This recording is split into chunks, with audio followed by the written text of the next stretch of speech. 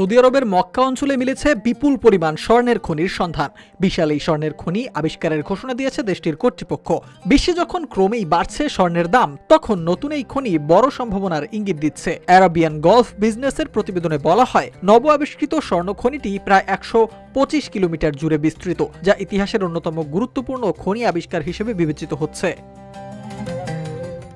মক্কার কাছে 125 কিলোমিটার জুড়ে বিশাল স্বর্ণখনি আবিষ্কার সৌদি আরবের অর্থনীতিতে নতুন দ্বার উন্মোচন করছে। বরাবরই পশ্চিম এশিয়ার অন্যতম বৃহৎ এই দেশটির অর্থনীতি যথেষ্ট মজবুত। সেই অর্থনীতির ভিত খনিজ তেল। বিশ্বের বাজারে তেল বিক্রি করে ধনী হয়ে উঠেছে সৌদি। সেই তালিকায় স্বর্ণের নামও বেশ আগে থেকেই রয়েছে, তবে এবার সেখানে যোগ হলো আরও বড় আকারের খনি।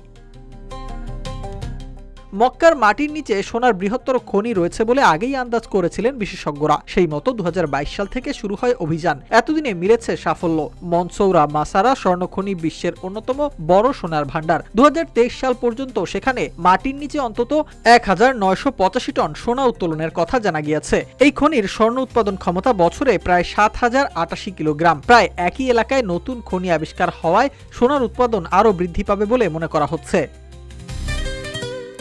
বিশেষজ্ঞদের দাবি, খনিটি প্রথম শ্রেণীর স্বর্ণ বলয়, তাই সোনাকে কাজে লাগিয়ে অর্থনীতিতে নতুন করে জোয়ার আসতে চলেছে সৌদি আরবে। অনেকে মনে করছেন আগামী দিনে সোনা হয়ে উঠবে সৌদির অর্থনীতির অন্যতম শক্ত ভিত। বিশেষজ্ঞদের আশা, পরপর এই আবিষ্কারের ফলে সৌদির খনি শিল্পের চেহারা বদলে যাবে। সৌদি সরকার মনে করছে এর ফলে শিল্প প্রসারিত হলে আরও কর্মসংস্থান তৈরি হবে। বিদেশ থেকেও কর্মীরা খনিতে কাজ করতে সৌদি আসবেন, যা অর্থনীতির ক্ষেত্রে লাভজনক হতে পারে।